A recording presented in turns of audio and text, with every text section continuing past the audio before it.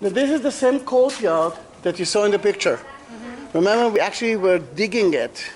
Above us, can you see the prison cell? Yeah. Prison cells? The white thing? Yeah. Then that's what we found. Yeah. And oh, my neighbor is calling me. My neighbor, when my neighbor calls me, it's not good.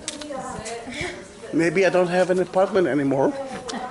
Who knows? I always feel that way too. When my mom Really? calls, I'm like, what's he calling to come? Well, no, she needs money. Oh, that's nice. Now, to show you that if we are still excavating that area, look at those holes. Yeah. That's how we found it. And if we will excavate there, we might find the hospital that we didn't find yet. Uh-huh. Now, remember the stairs that we saw?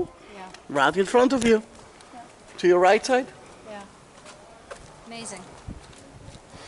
And we are talking about a man's word.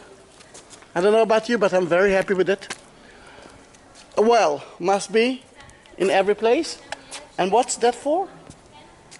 Laundry area. You must. And who did it? They by themselves. Yeah.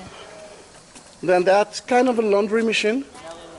They are visiting the prison halls, 2 different museums.